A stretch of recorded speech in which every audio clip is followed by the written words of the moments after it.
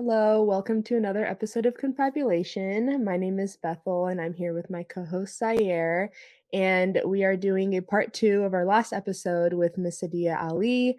And this episode will kind of be an extension of our last conversation with questions that are a little bit more broad and maybe things that a lot of us have heard about in the news, specifically about Black people and other people of color and the problems that we face when it comes to the health system and receiving healthcare. So, thank you again, Sadia, for being with us for another episode. And I will just start off with something that I read recently, which was that in 2021, 9% of white non elderly adults didn't see a doctor due to cost. And that percentage was 14% for Black non elderly adults. So I just wanted to ask you if you've had any patients who were non elderly, Black non elderly patients that have not been able to get care because of cost and had to wait longer. Um, and if you could share maybe an experience with that or their story if you're able to. Yeah, so I actually I had a friend who, she was having some GI issues, and I feel like that's really common in Black people having like gut health issues and irritable bowel syndrome or indigestion or heartburn or reflux, like all these issues, and it took her forever to see a specialist. Like she had went to her primary care provider, and your primary care your primary care provider can only do so much. So oftentimes they'll refer you out to like a specialty doctor, but it took her forever to hear back from that doctor, or just that specialty. And I feel like a lot of things play into that. For one, we could definitely use some more providers, in these specialties. But also just, I think maybe like a heavy patient load as well could have contributed to that. So like maybe they're already seeing a lot of people. Understaffed is a major thing that we see in hospitals and clinics, which is crazy because it's like, I feel like there's so many people going to nursing school, so many people going to medical school, but there's just always never enough of us, of like just healthcare providers in general. So it's not it's not uncommon for these people who are non-elderly to wait so long to finally get a specialist that they need or an appointment that they need, or like even when you make an appointment, it's like 5 months out in advance. So it's just there's just so much that goes into it. And have you ever worked with any non elderly Black patients that you've heard their story and they haven't been able to receive care in time because financially they couldn't do that? And then when they finally received care, it's like they were in a position where if they were able to come in earlier and if they were able to afford to come in earlier, maybe things would have been better for them. Yes. One thing that I had mentioned in the last episode was like the importance of preventative care, but how um, if you don't have access to it, it can go into a late diagnosis, and then by the time you finally get diagnosed, it's either too late or it's irreversible damage. So there have definitely been instances where I've seen patients, they're saying like, I couldn't come, I couldn't make it out to my appointment because we live too far, having transportation issues, and then they finally get it, and they finally get the access to whatever it is that they were trying to get, but um, you know they've already been diagnosed with something that either could have been treated at a more like lower level, that something that like didn't need surgery, but now it needs surgery because it done grew into something bigger than it was. So I've seen that more than once, unfortunately. Thank you. Yeah, and it's really things like that when I hear it, it really makes me think about people who don't think that there's a correlation between race and like class and health. Like, especially because I'm sure we've all probably considering like our places of like where we're working, we've all heard of like your zip code directly correlates with like how long you're gonna live. And like that's obviously because of class. So yeah, thank you for I mean explaining that and validating that fact just because Yes.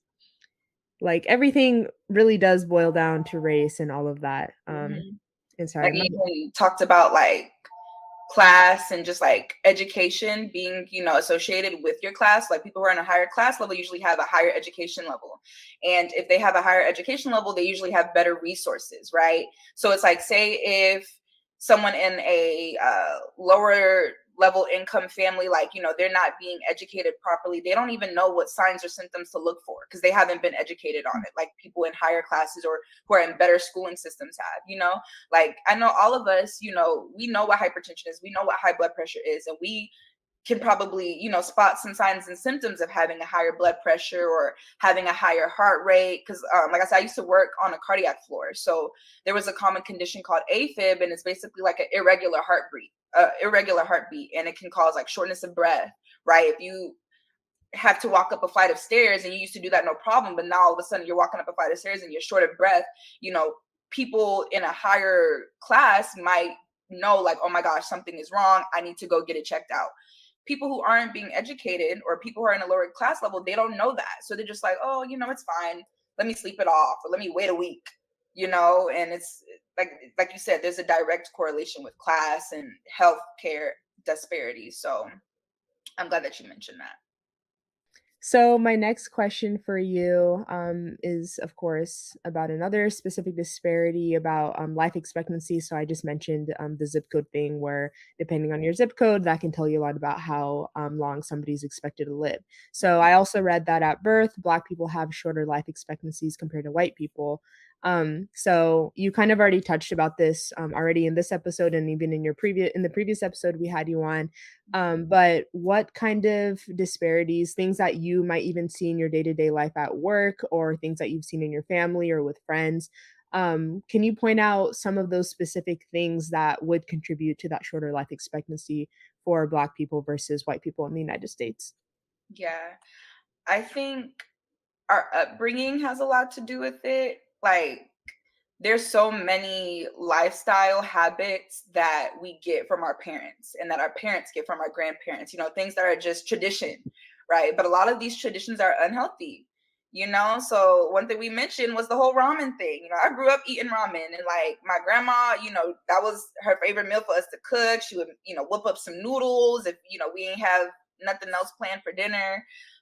Kool-Aid, I know y'all know what Kool-Aid is, and all that sugar we used to put in our Kool-Aid. Like there's just so many things that are being taught from generations to generations that are unhealthy, right? Like a lot of fried foods. Don't get me wrong, I still love some fried chicken, but I try to eat it in moderation. You know what I'm saying? But like fried foods and lots of sugar, lots of salt and sodium, like these are things that are being passed down from generation to generation. But like food is medicine, right? But food can also be toxic to our bodies if we're not eating the right foods or if we're not eating the right kind of food. So I think that also plays a big part in the lower life expectancy because, like I said, food is medicine.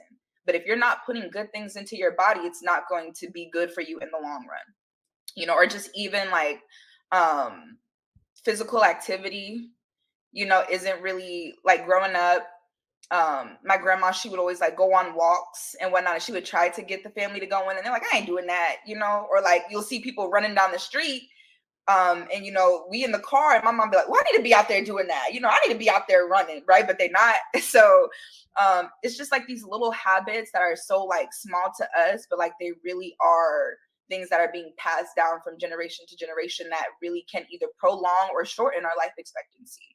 A lot of doctors will say like a lot of these health conditions and a lot of cancers are preventable with just a simple lifestyle change, but it's like if you've been taught to eat this way or to live a stagnant lifestyle, or if you're not really active, that is something that will shorten your life expectancy. So I think those things are, like I said, I think it's definitely multifaceted, but those are things that I can pinpoint right now that I feel like contribute to the lower life expectancy in Black individuals versus our counterparts. So, I always hear that healthcare providers are less likely to give Black patients the most advanced medical care when it is an option. Mm. So what does that kind of look like? And how do you know if do you know if there's been any kind of pushback or movement to stop from this kind of behavior from medical professionals happening against Black individuals?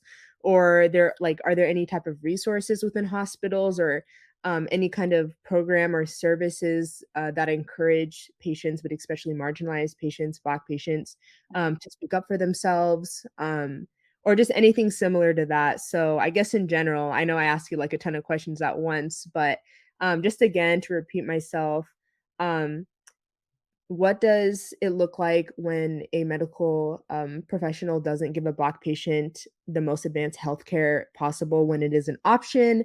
And is there anything that hospitals are doing in order to prevent from this happening in their hospitals?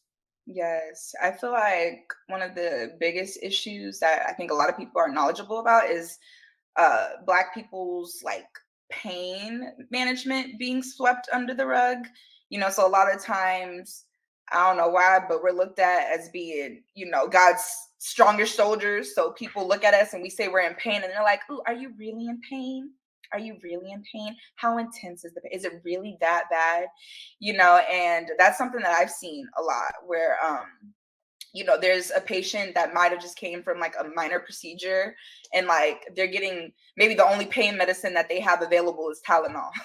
And it's like, this person just came out of surgery, right? And we just going to offer Tylenol. We can't offer them something a little stronger, right? So one thing that was really emphasized in my program, and I think a lot of nursing programs are starting to emphasize this to try to combat that issue, is patient advocacy, right? So as the nurses, even though we're not the ones prescribing the medications, we're the ones at the bedside with the patient literally half of the day, 12 hours, right? So we know the severity of their pain. We know the severity of their diagnosis, right? We literally, and if we're there with them for 3 days out of the week, like you learn your patient, right? Y'all learn each other. So it's your job as a nurse to advocate and speak up for these patients, because a lot of the times the doctors are coming in to see them once a day just to evaluate, assess, and then they're gone, right? Like I said, we're there at the bedside. So it's like if there's a change in their condition, or if we feel like they're not being treated properly, or they're not, like, they're managed, their care isn't being managed properly, we're the ones that are supposed to speak up and call the doctors and advocate for our patients. So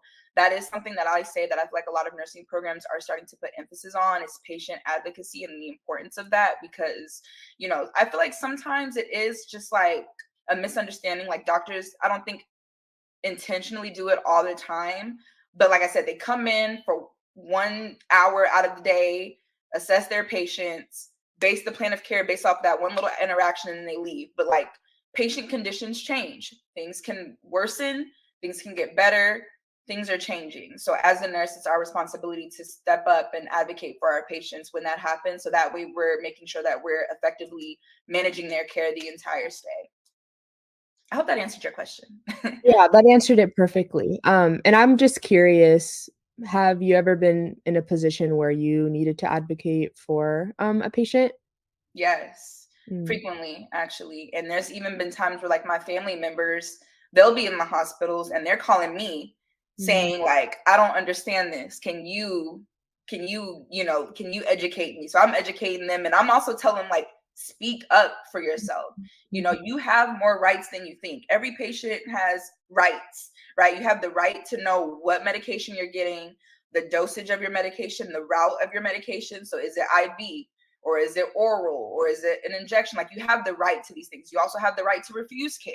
And a lot of patients think that if a doctor prescribes something, that they have to take it. No, if you don't feel comfortable with it, or if you want more information before you take something, you have the right as a patient to become more knowledgeable on your plan of care. So there's been a lot of times where I'll spend a little time educating patients on their rights, because a lot of them don't even know the rights that they have as a patient. And like I said, I'll even educate my family members if they're in the hospital and they're like, "Oh, I didn't receive, the proper education on this," or like they have a fluid running and they're like, "I don't even really know what I'm getting." So I'm like, "Okay, what is it? Tell me the name of it." And I can explain to the best of my ability, like, why you're getting it, and, how it's supposed to affect you. So I've seen it more times than one. I've seen it in my own family, my own friends, but like, I have no issue speaking up for my patients, because at the end of the day, like, they are under your care. So I feel like if you're taking care of a patient, like, if you're a nurse, hopefully you have the heart to just naturally want to take care of people. But like, we literally have people's lives in our hands. So that's a role that I take seriously. So I'm going to speak up when I see something that I feel like should be done differently, or if I feel like we're not handling this patient's care to the best of our abilities, like I'm going to speak up. And they teach us that in nursing school to do that. So I definitely feel like that's something that they're trying to emphasize in nursing programs. And thank you for doing that. I mean, obviously it's part of your role, but you're still helping out your family and friends too. And especially with there being such a like kind of difficult history with Black people and just like the medical system. Mm, And obviously still currently the medical system and hospitals and doctors, it's really refreshing to hear a nurse like outwardly like say that, that's my job, that's what we're supposed to do, and to encourage other nurses to do that as well. So that's really important. Thank yeah. you. I feel like there's such a big like mistrust in the Mm, healthcare profession with minority people, but people of color too. Like, mhm, there's been situations where patients come in and they're already on edge because they already know. They're like, look, I know you probably are looking at my skin color and you thinking one thing or you're thinking another. Like, there is that mistrust mhm, between Black people and the healthcare professionals. So I'm just one person, but hopefully, like I said, there's a lot of nurses who are really passionate about their job and take their jobs very seriously. So hopefully we're, slowly but surely like closing that gap and building that trust. for sure. So, just I guess as somebody who's been working in the system, do you feel like there is a general understanding that Black patients, their symptoms, their diagnosis might be a result of racism just in general, like throughout their life? Because, like, we know that there have been studies done that show that racism can literally make you sick. So is that something that they ever mentioned in nursing school, or is that something that, even comes up in conversations, maybe not necessarily in front of patients, but, if you've ever heard other colleagues kind of, just bring that up or acknowledging it at least? Because 'cause I'm sure as you being a Black individual, that's something you're probably very passionate about and understand pretty well. But I guess just around you, how do you think, that idea of racism can cause sickness in Black people? How do you think that idea is, like, accepted, or, I don't know if accepted is a word. How do people take it within, like, healthcare workers? How do they take that idea? Yeah, it's definitely something that's taught in schools that our like our mental affects our physical, right? So the way that we stress about things, the way that we like these feelings that we have of like just being overwhelmed, stress, trauma, those show up physiologically, right? If I was literally to hook you up to a vital machine, like where we're getting your vitals, we're getting your heart rate and whatnot. And if I was to get your vitals when you were under stress, your heart rate is going to be up. You might be a little diaphoretic, literally like sweating, right? So like our mental shows up physically. So the things that we go through, right? And like mental health plays a huge role into that as well. The things that we experience can show up in our body physiologically and make us sick, right? There's a lot of things that like there's a lot of conditions and a lot of things that can be exacerbated or worsened due to stress. I've seen people break out in hives because they've been stressed, right? I've seen people go into AFib at a regular heartbeat because of stress. So definitely our mental has a like direct correlation with our physical. So racism, dealing with racism, that's a trauma. Like it's a trauma. It's painful and it shows up in our body physiologically. And like I said, if I was to hook myself up to machine and like I just had people being racist towards me, like it's going to show in my body in different ways. That's how people do lie detector tests, right? Because they hook you up to this machine and they're able to see whether you're lying based off of your body's physical response. So racism definitely can show up in our bodies physiologically and have a negative impact on us. I think it's becoming more widely accepted now. Like before, things like mental health and different mental health conditions, like people will look at it and be like, oh, well, because I can't physically see that you have this mental health condition, act like it's there, but it's like, no, it's there. You can't see it. Like, it's not like a stain or a scratch on my body, but it's showing up in different ways. So I feel like that's something that they're teaching us, like how the things that we go through in life and how our mental can affect us physically and literally make us sick. Do you have any advice for Black people who might feel like they're not receiving the appropriate care, or they're not being heard when they're in the doctor's office? Are there any questions that they should be asking? What does advocating for yourself look like? You already mentioned a lot of this already, but if you just Mhm. wanted to expand more, if there's anything that you wanted to also include. Yes. So, like I said earlier, every patient has rights.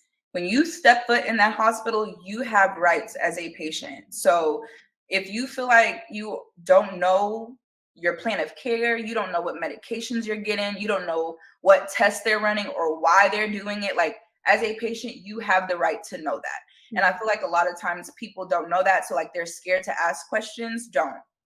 When that doctor comes in, and I tell people, I'm like, look, because you only get, like I said, the doctors are only doing their rounds so often. So I give them a pen and paper because a lot of times, when you go into a hospital room, that's one of the nice little like items that you get. You get like a little eye mask, you might get a little cup, you get a little pad, a little paper. I'm like, whenever you have a question, write it down because you might not get them answered by the doctor tonight, but like when you do see the doctor, you'll have these questions and you'll be able to ask the doctor directly. So ask all of the questions. No question is a dumb question.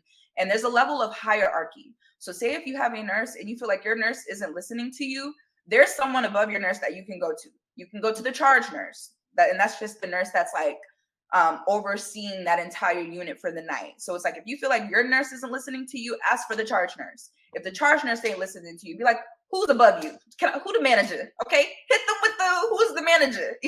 Like as a patient, you have that right. So advocate for yourself, and your body. And I feel like it's becoming more acceptable now to listen to patients and their concerns when they say like, I know, because doctors sometimes feel like they know it all, but your body. So if something is, if the doctor prescribed a medication, and you're saying, look, I know you're saying this medication is supposed to do this, but like I'm having a negative reaction to it, your body. Your body, and it's their job to cater your care to you, right? So like not every patient is going to have the same diagnosis or like the same plan of care. So it's like, yes, we have general guidelines on how to treat things, but like everybody's body is different and your body. So don't be afraid to tell people like, hey, I know my body, something is off, something is different, something isn't right. Like your body, trust your gut, and don't be afraid to speak up for yourself. Really solid advice, and I'm sure that's gonna be really helpful because so many of us, not everybody has a medical professional in their life, and, Mhm. um, it's already really hard to navigate, the internet and, like, asking those questions, especially for older folks or those who are not really great with technology, so, we Mhm. really appreciate you sharing that insight. Yes. Or like even another thing is like medical jargon. The doctor can come in and explain something, but if he's explaining it in a way that you don't understand, like don't just sit there and be like, be like, can you dumb it down for me? Be like, all that you just said, I didn't understand. I didn't. You said a bunch of good stuff, but I'm not understanding. Because it's also our job to make sure that we're educating our patients on a way that they can understand. So say if they're talking and you're like, hey, you told me a bunch of this and that, I didn't get any of that. Can you dumb it down? Give it to me in layman's terms. Like, don't be afraid to say that either, because it's very easy for us to get caught up in our medical jargon. And we're so used to speaking in a certain way with other healthcare providers that we forget to turn that side off and turn on a more personable side. So, if, like I said, if you feel like you don't understand something, be like, hey, I'm not understanding. Can you explain it in a different way that I can understand? Mm. Thank you, Sadia, yeah, it's a good addition. Thank you. Hi, Sadiyah. So I was just Um, wanting to ask. I know you mentioned a lot about medical jargon and how it can affect the patients comprehending exactly what's going on with themselves. mhm. Um, and I know there's instances where nurses are there to do their job, but sometimes it could come off as if they're not empathetic to the patient that they are caring for. Is it due to burnout, Mm, or could it just be the nurse to where you're saying like let's just talk to the charge nurse because clear yeah. clearly I'm not being heard, or Yeah. I'm not feeling that you're being personable or empathetic with me. Because I Yeah. think being empathetic is should be a nurse's, should be part of their um I wouldn't say description, but I just feel like Like if you're gonna go, character, like their yeah, it should be organizational a part of character. their Yeah. character to want to help and nurture their patients, because you are being with that person in whatever condition they're in. So, how do Yes. you feel about that? I feel like it's a multifaceted issue. Compassion fatigue is a real thing, so we get so used to taking care of patients that if you're not taking care of yourself, when you come into the hospital, you're just like, whatever, I'm here for my 12 hours, let me do my job, right? So I think it's important that as nurses, we're taking care of ourselves so that way we can take care of our patients. If you're coming into the hospital and you realize you're coming in and you're not caring, that's an issue. You can be experiencing compassion fatigue. So it's like, also take the time to really, like, when you're off of work, disconnect and just really spend some time doing things that you enjoy doing. I think they really try to emphasize self-care in healthcare workers. And even though, like, it's this whole wave, like, ooh, self-care, everybody's, in their self-care, soft girl era, but it's like real. It's like, no, like, take care of yourself. I think it definitely has an impact on the care that we have. Because like you said, nurses will come in and they're just, you're supposed to be empathetic, but they're just like, eh. So make sure that you're taking care of yourself. So that way, when you take care of your patients, you're giving them the best version of you, because you literally have these people's lives in your hands. But then also I feel like, and this is where just like diversity and inclusion education come into play. Like, I think sometimes some nurses forget to put aside their own personal biases in order to take care of the person that's in front of them. And as a nurse, you're going to interact with patients that don't look like you, that don't have the same ideals with you, that aren't in the same political party as you, they don't speak the same language as you, they're not the same religion as you. Like, we're going to experience people that don't think like us or don't even like us, right? But in that moment, you need to put those biases aside and be like, look, I'm here to take care of you. Are you going to allow me to do that? I would hope so, right? There's been times where I came in and someone saw I was Black and was like, oh, I don't want her, right? Yeah. So, and in that moment, I could have snapped on them and be like, but it's like, listen, I'm gonna put my own personal biases, my own personal comments aside. I did have a talk with that patient and was like, look, I understand because of my skin color that, you have your personal biases against me. But at the end of the day, like, I am here to take care of people, and that is my only intention for these next 12 hours. I am not here to hurt you. I am not here to stir up any negative emotions or cause a commotions or to argue with you. Like, I am here to take care of you. So I think that it's important, like, you're going to run into people that don't agree with you, that don't have the same ideals as you. But in those moments, you need to put your own personal biases aside and remember that you came there to take care of them. So yeah. Yeah, I agree. Um, I know that you work close with mother baby and you work in the NICU. What are some factors that you see could be detrimental when working with the African American women that are delivering babies? Mm. Yeah, so one thing again, pain management, right? I've seen where women will, like, there's a certain, like, up to a certain point where you can no longer receive the epidural, right? And like, I've seen so many times, when Black women would just like thug it out, they'll thug it out and they'll be like, "Ooh, I can handle, I can handle." And I'm like, look, if these contractions start getting painful, ask for that epidural. Don't feel like you have to sit there and live through that, because there's going to be a point where, like, if we can't give you the epidural, like, you're going to have to deliver this baby without an epidural, right? So just like speaking up for these women who feel like, they have to come in and like put on this tough face and put on this tough mask because they already know that they're going to be looked at a certain way if they're asking for pain management. Like, and it's just so sad. It's so sad because Black women shouldn't have to feel like that. And a lot of times, even postpartum, there's a lot of complications that can happen once the baby is delivered. Postpartum hemorrhage, where you just continue bleeding out. That's sometimes something that can get swept under the rug. There was actually a story, and they showed us this story in nursing school of there was a woman who had gave birth, and a couple of hours afterwards, like, she felt like she was going cold. She was bleeding a lot. The bleeding wasn't stopping. And, they have a catheter in women to like help their pee drain out while they're under their epidural.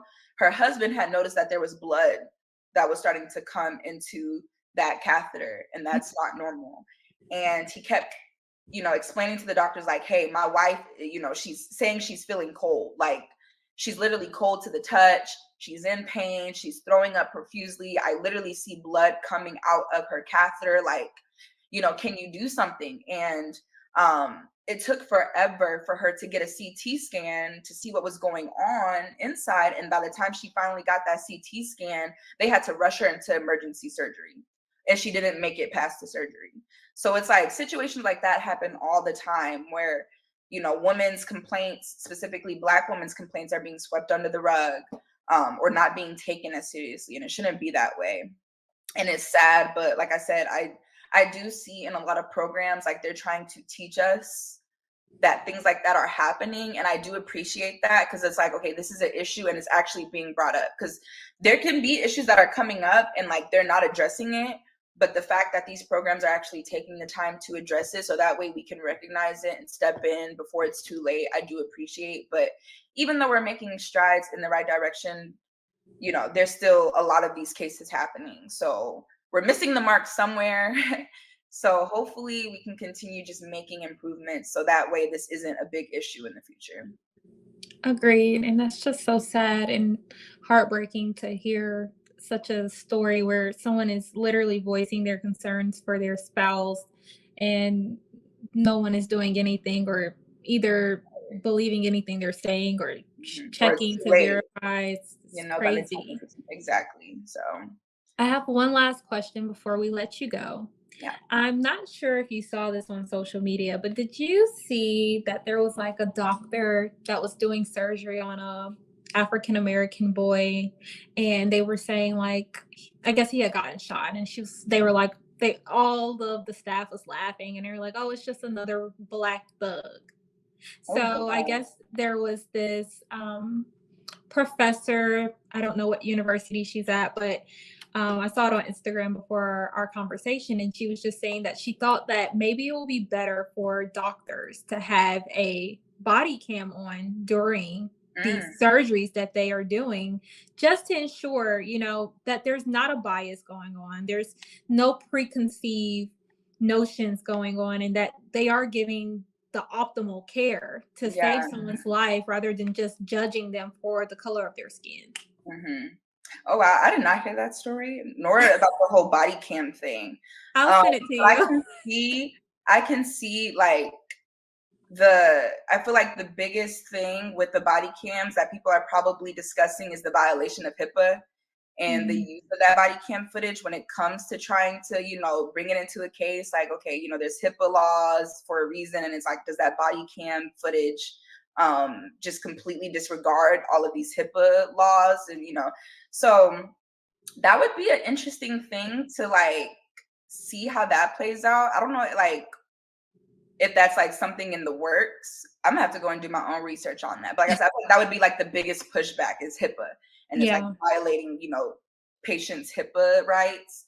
But I definitely think that there are ways, like, just like every system has a checks and balance in place. Like, I feel like there's something that we can come up with to make sure that these patients aren't experiencing that type of neglect or that type of negligence, like I said, I feel like they're trying, but like a lot of the times the things that they put in place, the policies that they put in place, like they just don't end up working out.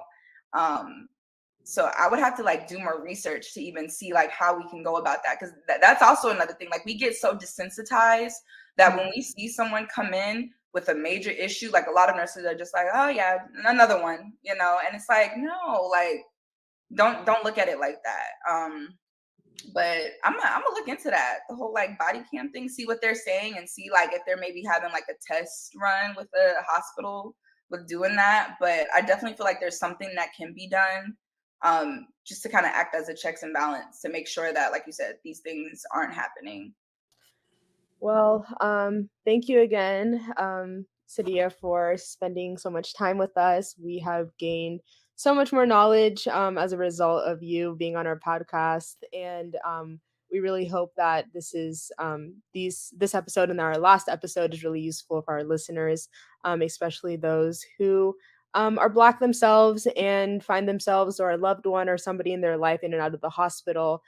Definitely keep these episodes bookmarked or have them somewhere safe so you can share to other people in your family, other loved ones, and just keep having these conversations amongst yourselves because we're our own biggest advocate and the human life is precious. So make sure that you're taking care of yourselves and that you are utilizing resources around you and also online as well.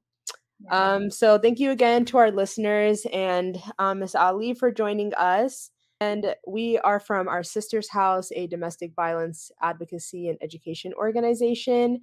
If you or anyone you know is experiencing domestic violence, you can call our hotline at 253-383-4275 or visit our website at oursistershouse.com. Thank you again for listening and tune in for the next episode.